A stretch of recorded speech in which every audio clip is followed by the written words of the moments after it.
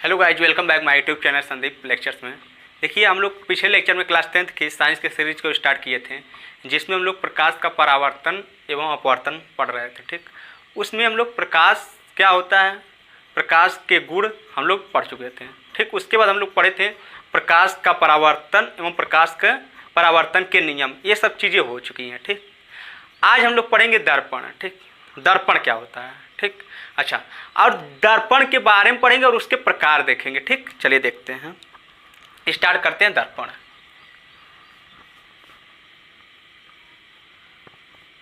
दर्पण, मिरर। ठीक, देखिए, दर्पण मेनली टू टाइप्स होते हैं। ठीक, दो प्रकार के होते हैं। पहला जो होता है वो होता है समतल दर्पण, समतल दर्पण,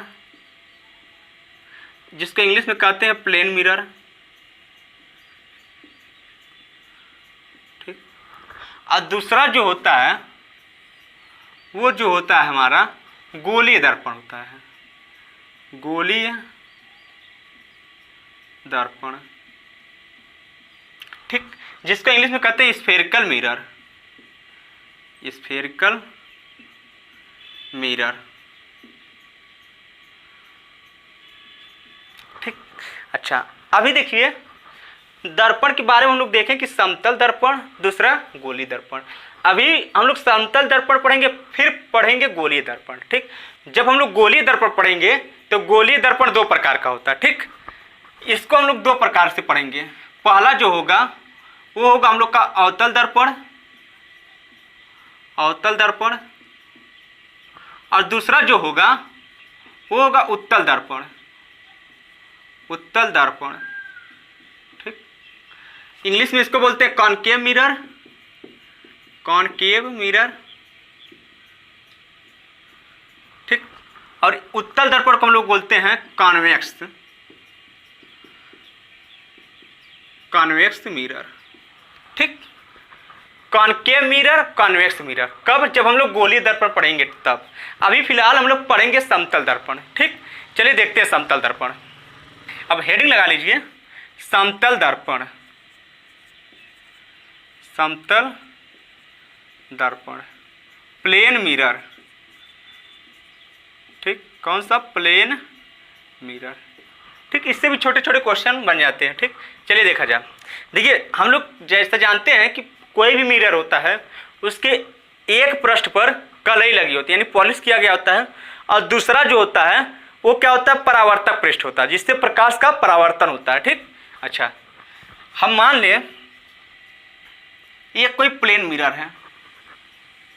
ठीक, अच्छा, अब प्लेन मिरर के एक पृष्ठ पर कलई लगी होती है, या कह दें पॉलिश किया होता है।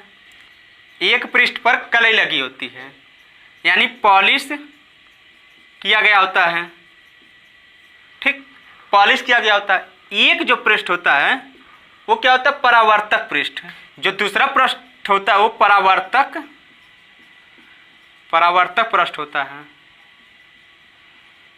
ठीक, देखिए, पॉलिश वाली पर क्या होता है, कलई लगी होती है, जिसे हम पॉलिश कहते हैं। दूसरा क्या होता है, परावर्तक पृष्ठ। इसका ये मतलब होता है कि इस पर क्या होगा, प्रकाश का परावर्तन होगा। ठीक, अच्छा, अब देखते हैं कि किस तरह इसका इमेज फॉर्मेशन होता है। ठीक, ये क्या एक है, समतल दर्पण। ठीक, अब देखिए, इसके सामने कोई वस्तु रख ले, मान लीजिए ये वस्तु कोई है, वो क्या है, वो। ठीक, अच्छा, हम देखिए परावर्तन के नियम पढ़ चुके हैं। ठीक, कि प्रकाश जब आपतित होती है, ठीक, जब आपतित होती है तो अभिलंब के साथ जितने कोण पर आपतित होती है उतने ही कोण पर अभिलंब के साथ निकल जाती है। ठीक, अच्छा, अगर यहाँ से इस वस्तु का हमें इमेज बनाना है, ठीक, और हम जानते हैं किसी वस्तु का इमेज बनाने के लिए कम से कम दो किरणों का परावर्तन होना चाहिए। ठीक, दो किरणें को परावर्तन के पश्चात वो कहाँ पर मिल रही हैं, ठीक, जहाँ पर मिल रही होंगी वहाँ क्या होगा, इस वस्तु का प्रतिबिंब बनेगा। ठीक, अब देखिए, प्रतिबिंब या तो वास्तविक होगा या तो आभासी होगा। तो हम कहेंगे अगर वास्तव में कहीं कट करेंगे परावर्तन के पश्चात तो वास्तविक प्रतिबिंब होगा। अगर नहीं कट करेंगी और आभासी कट कर रही होंगी तो हम कहेंगे आभासी प्रतिबिंब बन रहा है। कैसा? आभासी। अच्छा, अब देखते हैं हम यहां से इस वस्तु एक किरण भेज रहे हैं। अच्छा, ये किरण गई। अच्छा, अब देखिए ये जो किरण गई है ये बिल्कुल दर्पण जो है, समतल दर्पण, उसके क्या है, बिल्कुल अभी लंबवत गई है, बिल्कुल लंबवत। और हम जानते हैं अगर कोई दर्पण है, ठीक, ये इसका अभिलंब है, ठीक, ये अभिलंब है। अगर कोई किरण ऐसे आ जाए बिल्कुल इसी पर ऐसे, तो जैसे आई है वैसे वापस चली जाएगी। ठीक, तो देखिए अगर किसी एंगल से आती है अभिलंब के साथ, जितने एंगल पे आ रही है उतने एंगल पे चली जाती। पर देखिए ये अभिलंब था, ठीक, और ऐसे किरण आई तो अभिलंब और किरण के साथ 0 डिग्री का कोण बना। जब 0 डिग्री का कोण बना है तो 0 डिग्री पर वापस हो जाएगा, यानी किरण ऐसे गई टकरा के वापस आ गई, कोई दिक्कत नहीं। ठीक, अच्छा, अब देखिए हम मान लें कि कम से कम 2 किरणों का परावर्तन होना चाहिए किसी वस्तु का प्रतिबिंब बनाने के लिए। तो एक किरण और पास करा रहे हैं कि हमने कहा कि यह किरण गई, ठीक, अच्छा, ये किरण गई, हम जानते हैं ये परावर्तित होगी, तो अभिलंब के साथ जितने कोण पर इस पर आपतित हुई होगी, जितने कोण पर आपतित हुई होगी यानी टकराई होगी, उतने ही कोण पर निकल जाएगी।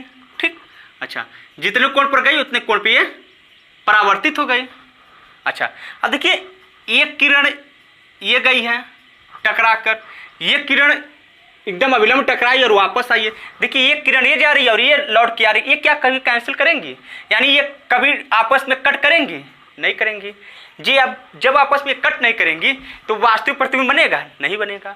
अब देखिए आभासी प्रतिबिंब, देखिए समतल दर्पण आभासी प्रतिबिंब देता है, ठीक। अब देखिए आभासी प्रतिबिंब कैसा होगा, हम थोड़ा सा क्या करें, अगर रियल में नहीं कट कर रही हैं तो हम पीछे परावर्तित किरण को मिलाएं, ठीक। अगर इसको खींचें जो परावर्तित है, ठीक, अच्छा, और ये भी परावर्तित किरण है, इसको पीछे बढ़ाया जाए, ठीक, तो ये प्रतिबिंब बना, ठीक, ये वाला प्रतिबिंब बना, यानी इस वस्तु का ये ओ डैश जो हुआ क्या हुआ, प्रतिबिंब हुआ। ठीक, अब देखिए हम आपको काफी चीजें बता दे रहे हैं। जितनी दूरी पर वस्तु होता है, समतल दर्पण के सामने जितनी दूरी पर वस्तु होता है उतनी ही दूरी पर प्रतिबिंब बनता है। क्या? उतनी ही दूरी पर प्रतिबिंब बनता है। ठीक, अच्छा, अब देखिए इसके बारे में हम लोग मोटा मोटा जानते हैं अभी। ठीक, अब देखिए हम समतल दर्पण के कुछ प्रॉपर्टी लिख दिए हैं। ठीक, देखा जाए, समतल दर्पण द्वारा बना प्रतिबिंब आभासी, सीधा एवं वस्तु के आकार का बनता है। ठीक, अच्छा, आप समझिएगा यहाँ पे, जैसे मान लें यहाँ पर कोई हमने समतल दर्पण रख दिया, ठीक, समतल दर्पण, इसके सामने अगर कोई व्यक्ति खड़ा हो, ठीक, कोई पर्सन खड़ा है, तो जितनी दूरी पर दर्पण से होगा, अगर ये 5 सेंटीमीटर दूरी पर यहाँ पर है, ठीक, तो ठीक दर्पण के पीछे आभासी प्रतिबिंब 5 सेंटीमीटर दूरी पर बनेगी। ठीक, कैसा? आभासी। अब फिर लिखे सीधा, जैसे है ना बिल्कुल वैसे ही बनेगी। ठीक, अच्छा, फिर हमने बोला है कि सीधा वस्तु के आकार का बनता है। ठीक, ये जितना बड़ा होगा उतनी बड़ी प्रतिबिंब बनेगी। अच्छा, दूसरा पॉइंट देखिए क्या दिया, दर्पण की न्यूनतम ऊंचाई वस्तु या व्यक्ति की ऊंचाई की आधी होनी चाहिए। इसका मतलब क्या होता है, जैसे मान ले कि कोई पर्सन ये है ना, इसको अपना प्रतिबिंब देखना है। ठीक, अगर ये मान ले 6 फीट का है, ठीक, तो कम से कम अपना ये पूरा प्रतिबिंब देखने के लिए इसको कम से कम 3 फीट का समतल दर्पण सामने रखना चाहिए। ठीक, कितना? 3 फीट का, क्योंकि हमेशा समतल दर्पण जो होता है, अगर हमें पूरा प्रतिबिंब देखना है तो अपनी हाइट का हमें आधी ऊंचाई का समतल दर्पण सामने रखेंगे तो पूरा प्रतिबिंब हमें उस आईने में दिखाई देने लगेगा। ठीक, अच्छा, ये हो गया दूसरा पॉइंट। तीसरा पॉइंट दिया, समतल दर्पण की जो फोकस दूरी होती है क्या होती है? अनंत होती है, और समतल दर्पण की फोकस दूरी अनंत होती है। ठीक, अब देखिए हमने मोटा मोटा क्या बिल्कुल बहुत बारीकी से समतल दर्पण के बारे में अध्ययन कर लिया। ठीक, इसका हमने रे डायग्राम भी बना लिया। ठीक, पहले हमने देखा कि दर्पण क्या होता है, कितने प्रकार का होता है? समतल दर्पण, गोलीय दर्पण। हमने बोला अभी समतल दर्पण पढ़ा जाए। समतल दर्पण हम लोग पढ़ चुके हैं, ठीक। समतल दर्पण में हम डिफिनीशन लिखना चाहें तो वह दर्पण जिसका एक पृष्ठ पर पॉलिश लगा होता है, दूसरा परावर्तक पृष्ठ होता है, ठीक। फिर हमने इसका रे डायग्राम खींच लिया। यहाँ से देखिए किसी भी वस्तु का प्रतिबिंब बनाने के लिए उस वस्तु से कम 2 किरणों का जाना आवश्यक है। देखिए ये गई, परावर्तित होकर वापस आ गई। अब देखिए इसको हमने क्या किया, पीछे थोड़ा सा बढ़ाया, एक किरण फिर हमने डाला समतल दर्पण पर, यह परावर्तित होकर निकल गई। देखिए वास्तव में तो कहीं नहीं मिलेगी, और जो परावर्तित किरणें हैं उनको हम थोड़ा सा पीछे मिलाए, इस पॉइंट पर कट की, ठीक। यही पॉइंट इस वस्तु का क्या होगा, प्रतिबिंब होगा। कैसा होगा, आभासी सीधा एवं वस्तु के आकार का बनता है, ठीक। अब देखिए इस चीज को आप बिल्कुल नोट करिए। हम इस चीज को हटाएं, आगे बढ़े। देखिए हम लोग समतल दर्पण बहुत बारीकी से अच्छी तरह से अध्ययन कर चुके हैं, ठीक। और उस समतल दर्पण पर आधारित हम लोग क्वेश्चन देखेंगे, ठीक। चलिए देखते हैं। देखिए क्वेश्चन दिया कि 4 सेंटीमीटर लंबी वस्तु एक समतल दर्पण के सामने 10 सेंटीमीटर पर रखी गई है, ठीक। अब देखिए 4 सेंटीमीटर लंबी वस्तु है, ठीक। हम मान लीजिए कोई वस्तु है 4 सेंटीमीटर लंबी है। ये पूरी वस्तु की लंबाई कितनी है, 4 सेंटीमीटर, ठीक। अब देखिए समतल दर्पण के सामने रखी गई है। अब हमको ये नहीं पता ना समतल दर्पण कितनी बड़ी है, ये तो पता नहीं है समतल दर्पण। अच्छा, जो पूछा गया उसको हम देखते हैं। कह रहे समतल दर्पण की लंबाई, समतल दर्पण की लंबाई कितनी होनी चाहिए कि ये वस्तु पूरा का पूरा दिखे। हम अभी पढ़ चुके हैं समतल दर्पण की ऊंचाई वस्तु की ऊंचाई की कितनी होनी चाहिए, आधी। ये 4 सेंटीमीटर है, तो कम से कम हमें एक समतल दर्पण होना चाहिए जो बिल्कुल 2 सेंटीमीटर ऊंचाई का, वो कितना, 2 सेंटीमीटर का कम से कम। अच्छा, ये क्वेश्चन ये होना चाहिए समतल दर्पण की कितनी लंबाई होनी चाहिए जिससे ये वस्तु का प्रतिबिंब पूरा देख सके, ठीक। अच्छा, दूसरा क्वेश्चन देखिए, वस्तु से प्रतिबिंब की दूरी। ये वस्तु जो है दर्पण से कितनी दूरी पर है, 10 सेंटीमीटर ना, कितनी दूरी पर है, 10 सेंटीमीटर। अच्छा, ये 10 सेंटीमीटर है, तो इतनी ही दूरी पर क्या होता है, हमारा प्रतिबिंब बनता है 10 सेंटीमीटर पर। अब कैसा बनेगा, आभासी सीधा एवं वस्तु के बराबर इतना बड़ा प्रतिबिंब बनेगा इसमें, ठीक। अच्छा, हमसे पूछा वस्तु से प्रतिबिंब की दूरी, किससे, वस्तु से प्रतिबिंब की दूरी ना। ये वस्तु है और ये क्या है, प्रतिबिंब है। तो वस्तु से प्रतिबिंब की दूरी कितनी है, 10 से कितनी हो जाएगी, 20 सेंटीमीटर, ठीक। अच्छा, समतल दर्पण की लंबाई कितनी होनी चाहिए, 2 सेंटीमीटर। कम से कम 2 सेंटीमीटर की ऊंचाई की ये समतल दर्पण होना चाहिए, तभी ये 4 सेंटीमीटर का वस्तु जो है पूरी तरह से उसका प्रतिबिंब पूरा बनेगा। तीसरा दिया कि प्रतिबिंब की ऊंचाई, प्रतिबिंब कितनी ऊंचाई होनी चाहिए, भाई जितनी बड़ी वस्तु होती है उतना ही बड़े प्रतिबिंब बनता है। तो ये भी कितना होगा, 4 सेंटीमीटर का। ये भी कितना होगा, 4 सेंटीमीटर का। इसको नोट करिए, अगला क्वेश्चन देखा जाए।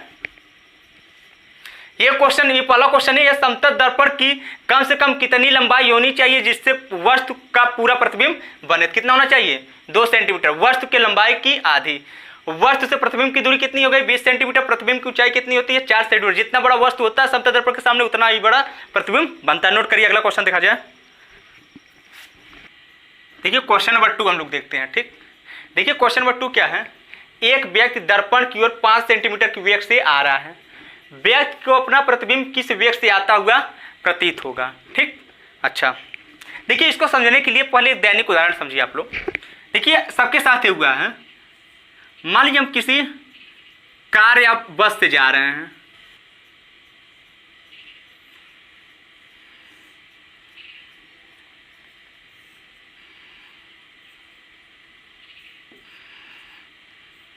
ठीक।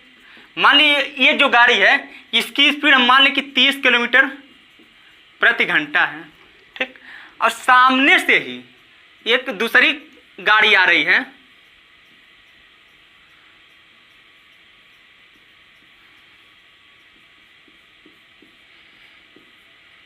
जिसकी स्पीड है 35 किलोमीटर प्रति घंटा। कितनी, 35 किलोमीटर प्रति घंटा। अच्छा, जब ये टेक ऑफ करता है, ये बिल्कुल हमारे सामने से गुजरता है, ठीक। बिल्कुल ये जब रास्ते से बिल्कुल हमारे सामने से गुजरता है तो इसकी स्पीड हम देखते हैं कि बहुत तेजी से गुजर रहा है ना, तो वो स्पीड कितनी होती है। जब हम ये आदमी देख रहा हो, ये आदमी, तो वेलोसिटी इसका नाम दे दें बी और इसका नाम दे दें ए। तो जो वेलोसिटी या बी जो होता है, ये देखिए कौन, ये वेलोसिटी या बी विथ रेस्पेक्ट टू ए, इसको पढ़ते हैं वेलोसिटी या बी, वेग बी किसके रेस्पेक्ट में, ए के। तो वेलोसिटी या बी विथ रेस्पेक्ट टू ए, यानी ए के सापेक्ष बी का वेग कौन देख रहा है, ये ना। देखिए ये अपोजिट है ना, तो स्पीड जुड़ जाती है। इसकी कितनी थी 30 और इसकी 35, तो कितना हो जाएगा 65 किलोमीटर प्रति घंटा। जब ये अपोजिट होते हैं, क्या, जब अपोजिट में होता है, ऐसा होता नहीं बहुत तेजी से गाड़ी निकलती हुई है। अच्छा रियल में क्या 65 किलोमीटर प्रति घंटा होता है क्या इसकी स्पीड, नहीं, रियल में कितनी थी 35 किलोमीटर प्रति घंटा। देखिए इसी बेस पर ये क्वेश्चन है,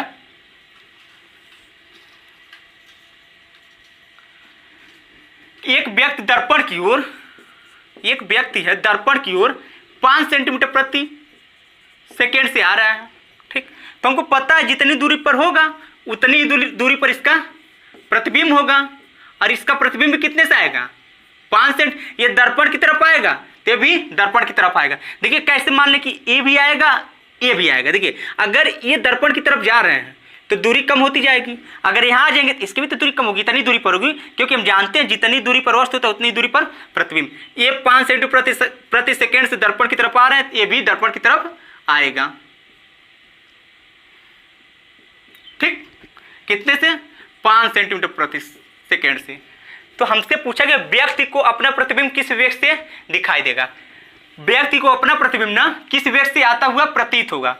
तो देखिए इसका वेग किसके सापेक्ष, ये देख रहा है ना, अगर ये देखेंगे, मान लो वेलोसिटी ऑफ किसका, इस बी का मान ले बी, इसको मान लीजिए, तो वेलोसिटी ऑफ बी कौन देख रहा है, ये देख रहा है। तो कितना होगा, देखिए अपोजिट है ना, 5 से आ रहा है इधर, अब 5 से इधर से आ रहा है, 5 5 10 सेंटीमीटर पर सेकेंड। तो आदमी को लगेगा कि हमारा प्रतिबिंब कितने से आ रहा है 10 सेंटीमीटर प्रति सेकेंड से, ठीक। देखिए इसमें थोड़ा सा वेक्टर का कॉन्सेप्ट है जो हम लोग क्लास 11th में पढ़ेंगे, आप ऐसे ही अभी समझ लीजिए, ठीक। देखिए आज इतना ही रहने दें, वीडियो लंबा हो जाएगा, इसके बाद हम लोग देखेंगे गोलीय दर्पण, ठीक।